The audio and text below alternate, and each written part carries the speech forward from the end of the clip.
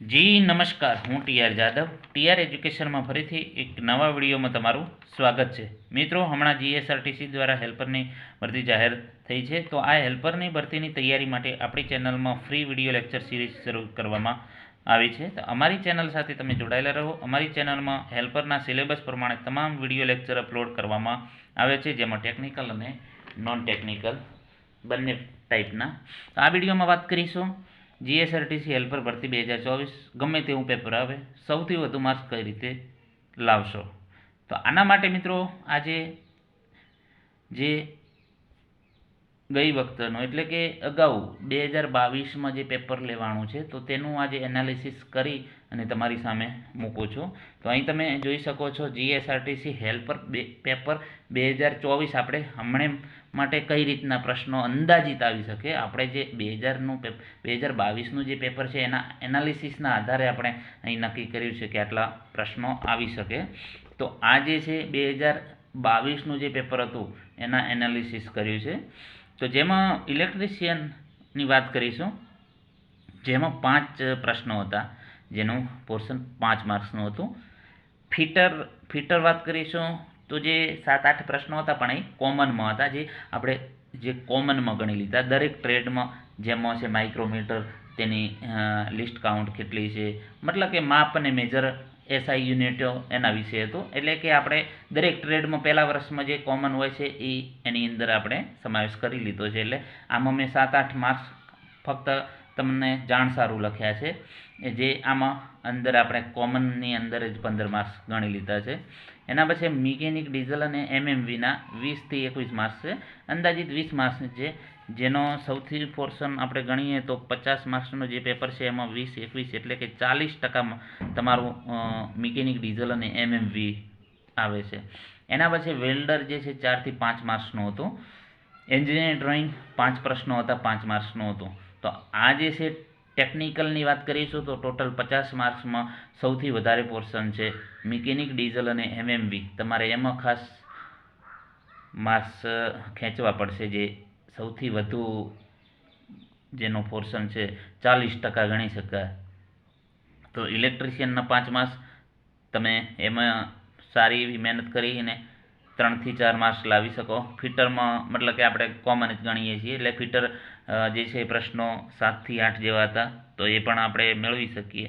Mechanic, diesel એમાં થોડુંક વધારે મહેનત કરીએ તો અંદાજિત 15 અંદાજિત આવી જાય. પછી કોમનના જે 15 માર્ક્સ છે, જે એ તો તમને વાંધો ના આવે. વેલ્ડર 4થી 5 માર્ક્સનું હતું. એન્જિનિયર ડ્રોઈંગ 5 માર્ક્સનું હતું. જે તમારે ટોટલ જે ટેકનિકલ છે, ટેકનિકલ કહીએ, ટેકનિકલ 50 માર્ક્સનું.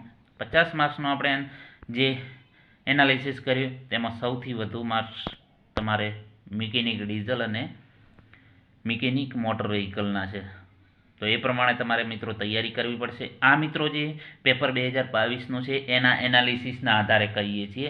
પછી 2024માં એ લોકો 2025 માટે જે નવું જે તમારે હવે પેપર આવશે એનું પેપર સેટર ઉપર વધારે ધ્યાન હોય. મતલબ કે એ લોકો નક્કી કરતા હોય છે કે કેટલું પોર્શન મૂકવો, કયા ટ્રેડનું કયું કેટલું મૂકવું. આપણે અંદાજિત આ તો જે 2022નું જે પેપર છે એના આધારે આપણે કહી શકીએ કે આમાં આ વિષયમાં આટલી મહેનત કરવી, કયા વિષયમાં સૌથી વધારે ભાર દેવું. તો જે 2022ના પેપર પ્રમાણે સૌથી વધારે આપણે મિકેનિક, ડીઝલ અને એમએમવી, તો આપણે વિડીયો પણ એના સૌથી વધારે બનાવીશું, એના પ્રશ્નો વિશે ચર્ચા કરીશું. વેલ્ડરમાં પણ સારા એવા 5 માર્ક્સ છે. ઇલેક્ટ્રિશિયનના 5 માર્ક્સ છે. એન્જિનિયર ડ્રોઈંગ, જે ડ્રોઈંગ કોમન છે દરેક માટે, તો એ પણ તમે એમાં પણ વાંધો ના આવે. 5માંથી 3-4 માર્ક્સ તમારે આરામથી આવી શકે. હવે વાત કરીશું નોન ટેકનિકલમાં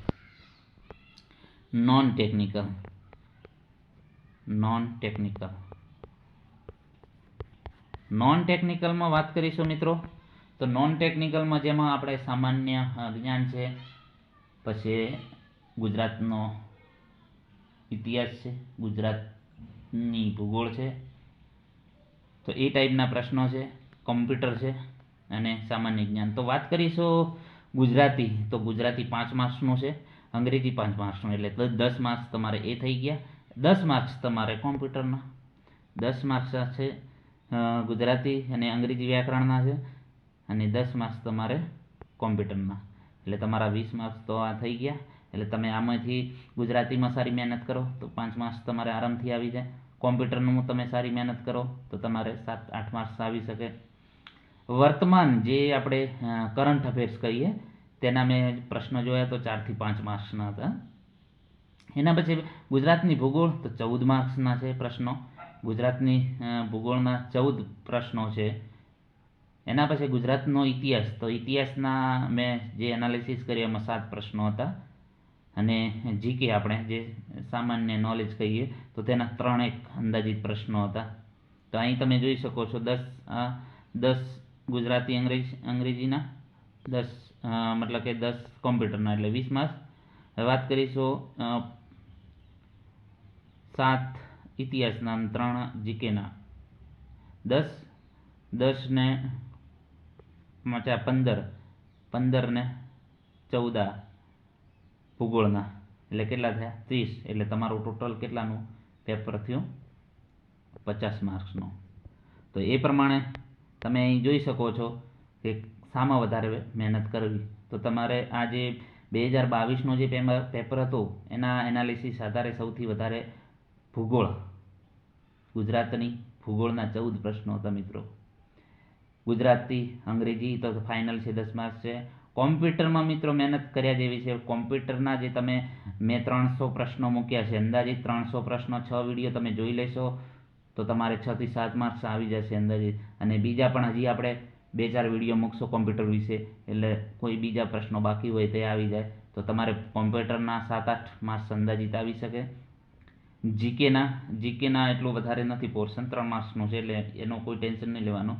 ગુજરાતની ભૂગોળ તો ભૂગોળના પ્રશ્નો મિત્રો વધારે આવ્યા છે 15 માર્ક્સ અંદાજિત.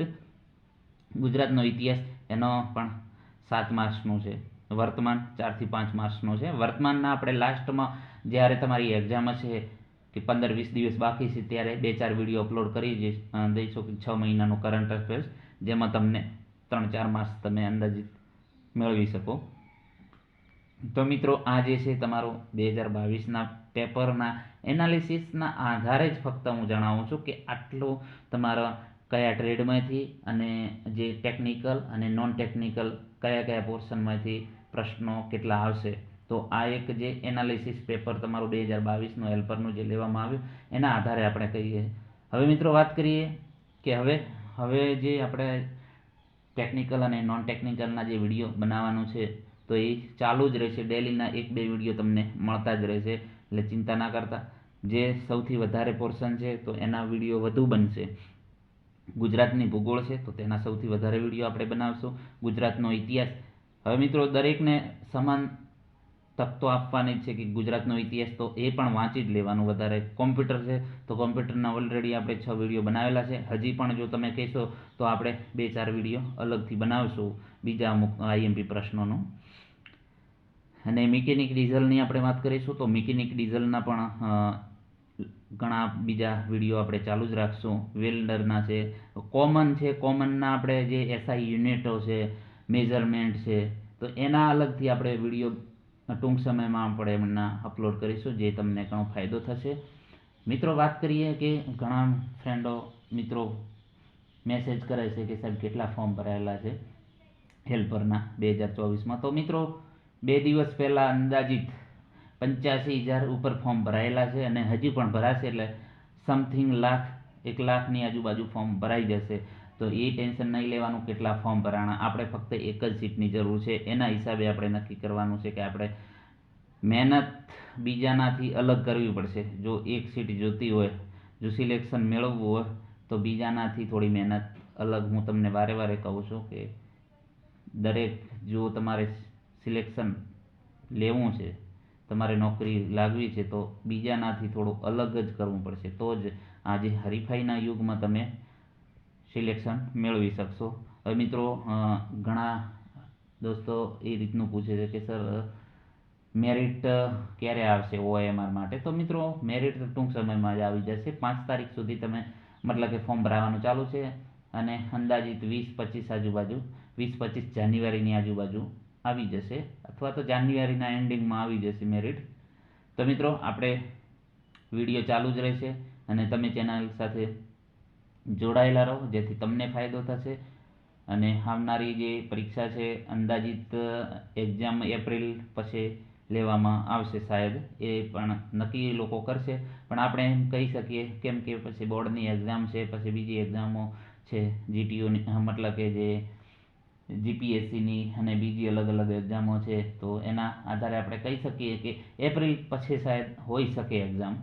તો મિત્રો, આ જે હેલ્પર પેપર એનાલિસિસ કરીને તમારી સામે આ મૂક્યા છે ડેટા. જો વિડીયો પસંદ આવે તો લાઇક કરજો, શેર કરજો અને મિત્રો ચેનલને સબસ્ક્રાઈબ કરવાનું ન ભૂલતા. Thank you for watching this video.